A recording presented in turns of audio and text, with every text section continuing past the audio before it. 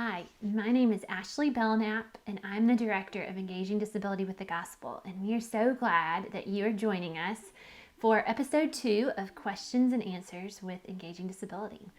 Each week we want to answer questions that you are asking about disability ministry. Whether you are a parent, spouse, caregiver, ministry leader, or church volunteer, we want to help equip you to take that next step to engage disability with the gospel. This week, all of your questions center around the theme of teaching the Children's Catechism with the support of our uniquely adapted visuals. For those of you who have not interacted with our Children's Catechism visuals, we have 2 sizes and 2 volumes currently available.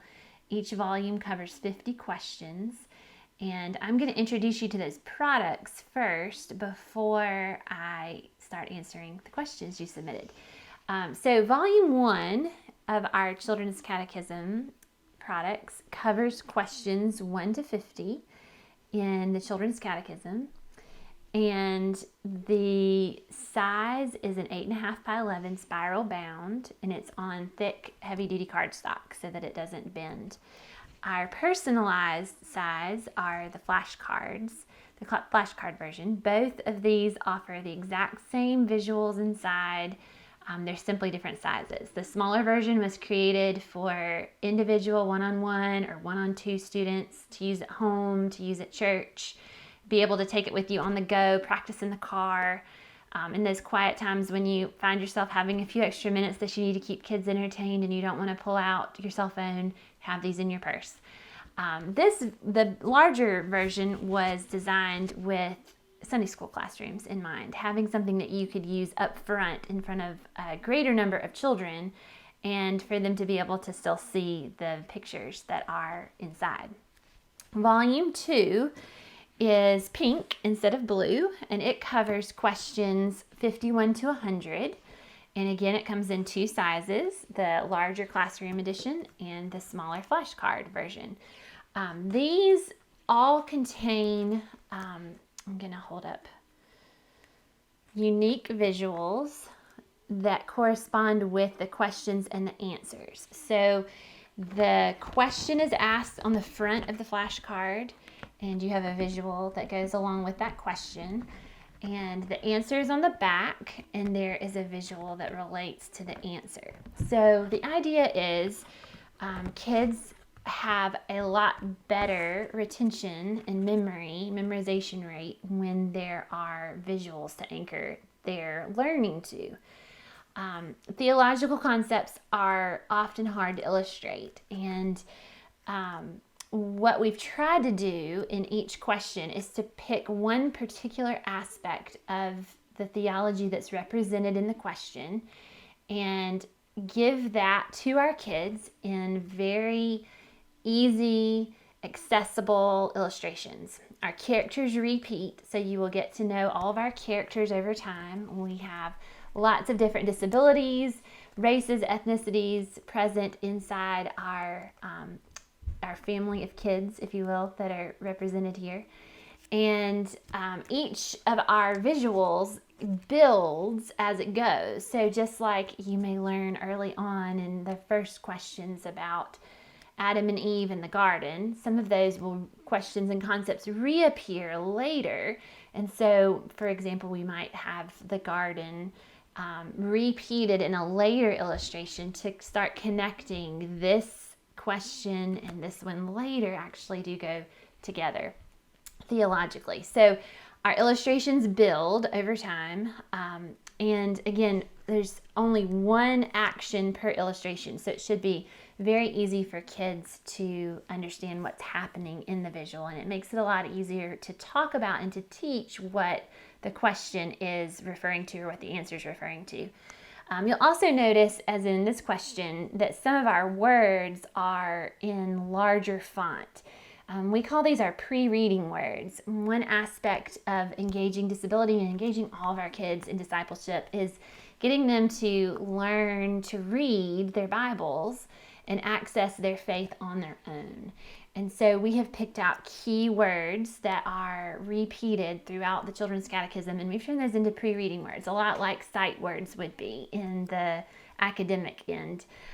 So these are words that we think are, highly repeated throughout Scripture, and that would be very beneficial for kids to be able to recognize on sight. And each of them is in its own color, its own font, and it repeats that same way throughout the set. So over the course of all 3 volumes, your kids will get exposure to a lot of those words that they will encounter in the Bible and in Christian teaching throughout their lives. Okay, so our store carries these products. If you're interested in going there, you can visit our store by simply typing in engagingdisability.org/store, and you will find both sizes and both volumes already available. Volume 3 is our last volume. It is in production and hopefully will be released to our store very soon. Okay, now for the questions you all have asked. Question number 1, what version of the Children's Catechism is used in your Children's Catechism products? Great question. I tried very hard not to give away that answer as I was going through the intro so that I could do justice to this question. Some of you may be familiar with the oldest version of the Children's Catechism. It's Catechism for Young Children, an introduction to the shorter catechism. This is one of the earliest children's catechisms that was available. And then Great Commission publication took this version and they updated the language and made it a little bit more modern. They did not alter the children's catechism except for making the language a little bit easier to read and memorize. And they call their catechism First Catechism. And this is what goes throughout GCP's curriculum if you use that in Sunday school or on Wednesday nights or Sunday nights. We have taken this version and we have used the questions and answers in their entirety exactly as they're printed in this version in our products. So what you are getting is the language from First Catechism, and then the visuals are unique to Engaging Disability with the Gospel. Question number 2, we love using these catechism visuals. Our children are enjoying learning the Children's Catechism now that we have the visuals and are making so much faster progress with memorization. We would love to know the story behind how these visuals came about. I would love to tell you the story. So my role in this series of cards has been the series editor, which really means that I have come up with each of the illustrations, the concepts behind the illustrations. And I have described those illustrations to our illustrator, Rachel Erickson, and then Rachel Erickson draws them. We get the illustration right, and then we have a graphic designer, Rachel Unglesby, who puts it all together in the wonderful format that you all are able to purchase. The way this came about was probably 5 or 6 years ago now. I was encountering some significant difficulty teaching my own children the Children's Catechism through simply auditory means. We looked high and low. We had limited language.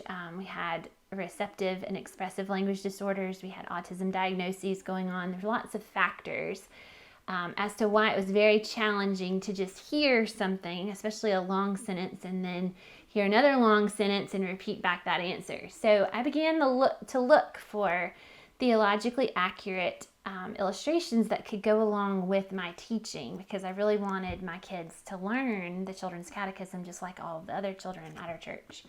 And I found that there really wasn't anything out there that was available that I felt comfortable with the illustrations. So that kind of set into motion finding the team that could help put this together. My Master's in Theological Studies from our T.S. Jackson background played into the designing of the illustrations, and then the other 2 ladies on the team brought it to life into what you see now. Since then, we have also, along with all of our users, have experienced great results in getting our kids to learn the Children's Catechism and to have fun with it and to look forward to it and to not find it as something that is onerous only and hard and difficult. Our kids love seeing the characters repeat, and they're usually very excited to tell me what's in the illustration before we even get to what the questions or the answers are about, which I really like, seeing them pick pieces of theology out just from looking at the visuals. Question number 3, are these products designed for all children or just for children with disabilities? And that is a great question. When we started, our mission was to make them uniquely adapted for kids with disabilities.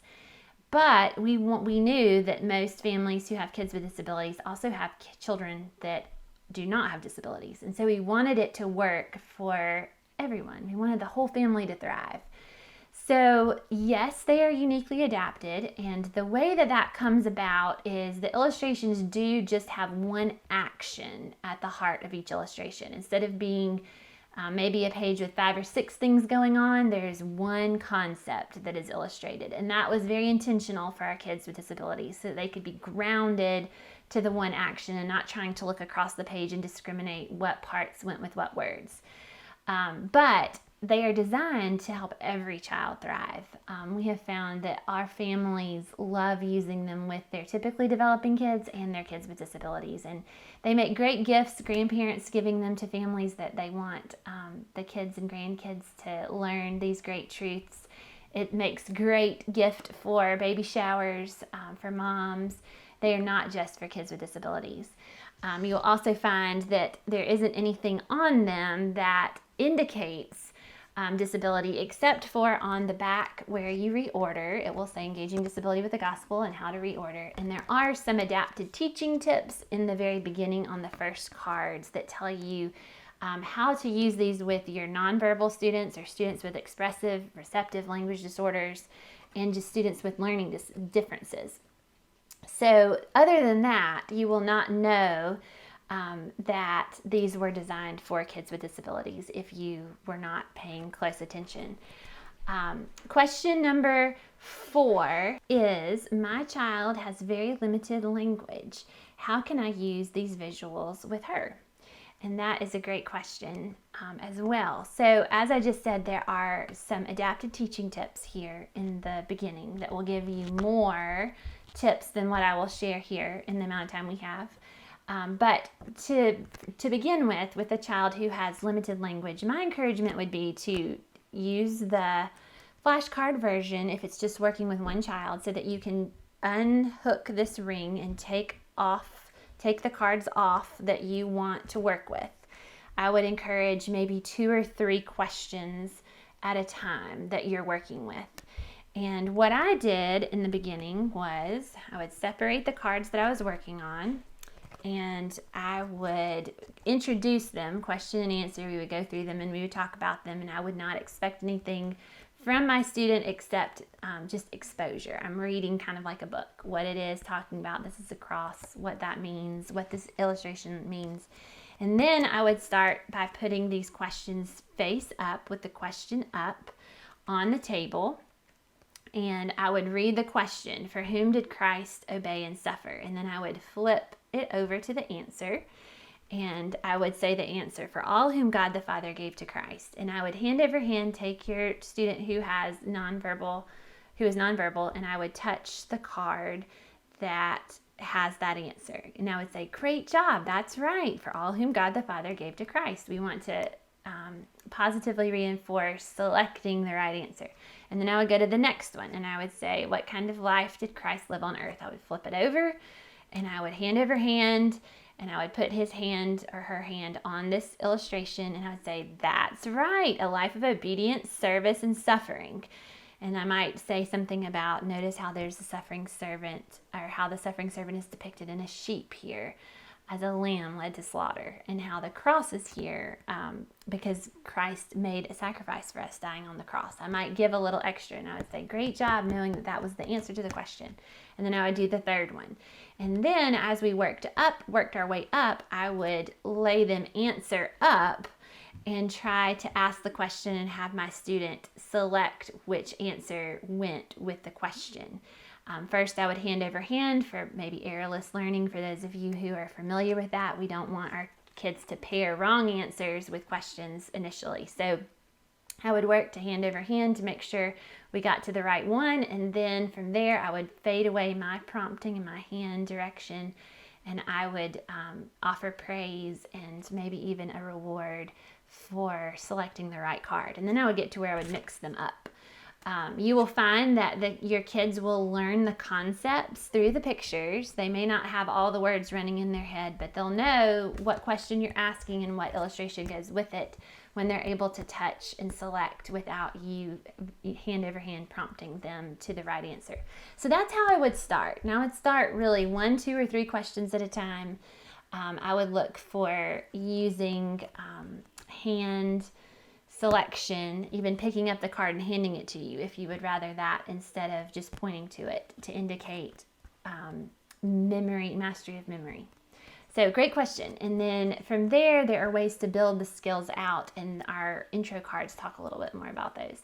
And then the last question is, what is the best way to start using these visuals at home with our children? I think the answer to this question is probably the most important of all. I think the way to start is in small steps. Lots of times we find our plans for our families don't continue as routines that are set and that are built and that are maintained over time because we bite off more than we can really chew at the beginning.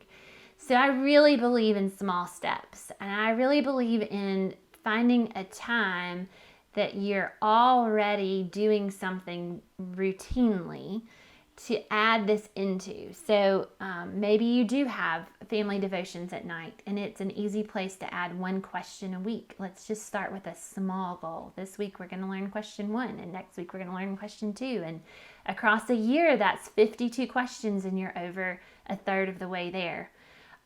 If you find that 1 question is mastered, then you go on to learning 2 or 3 in a week. But keeping that goal small makes you successful. I think lots of families abandon the plan because it's hard to remember to keep doing something new, and it's overwhelming when it doesn't go well and there's struggle. So pick a time when your family's already together that, I would encourage you, if you're not doing family devotions at night, maybe you do it at a meal that always happens. Or maybe there's a certain time where everybody's home and you're all talking around the kitchen island every afternoon for a snack or every morning. Pick something that happens every day and attach this habit to that. That way, when that thing comes around, all you have to do is remember to add this in. Instead of having to remember, oh, every night we're going to do this, and oh no, I forgot to do it again yesterday. So attach it to something that's already happening. Pick a very small goal, 1 question a week, build from there. And then on the other side of that, I would offer lots of positive reinforcement and maybe even attach something fun, built-in motivators that your kids can look forward to. So when mine started at young ages, we didn't try to make it to 10 questions to give the reward. We were rewarding memory of each question along the way. Some of our kids have been really creative in the things they want to do. They want to maybe wrestle with dad, or they want to color paint with mom, or do a craft, or they want to earn a piece of candy or cookies that are special, something that we don't offer freely but that we keep back. And so when we would demonstrate mastery, we would attach that mastery to the reward. And that really built positive momentum for continuing to learn these. After that goes for you for a while, then you can consider working towards maybe a 10 question goal, which is where we are now. We have one who loves a pepperoni pizza, and so every 10 questions he can earn a pizza token, and we can go get that as a family to have pepperoni pizza, and he is highly motivated. So it all depends on what your students' kids are interested in, but attaching value to this process for them will give them greater joy in putting forth the work that it takes to memorize them over time. Because remember, you're in this for 150 questions. It's a long haul, but small steps add up, and it's just important that you're able to do it consistently. My fourth, point would be, don't get discouraged when you miss a day, a week, a month. Pick up where you left off and start again. We are not perfect. There's grace abounding because of the work of Christ on our behalf. And just remember that as a parent, that the small steps over time add up. It's a minute here, a minute there, 3 minutes here, 5 minutes there. It's not necessarily the 30 minutes at a time that often make the most difference. It's 1 minute spent every day over a year that really gets you where you want to go. So lastly, don't give up. Just start, and if it doesn't work, you regroup and you make a new plan. The important thing is that you start and you keep going, and you remind yourself you can do this, because you can really do this.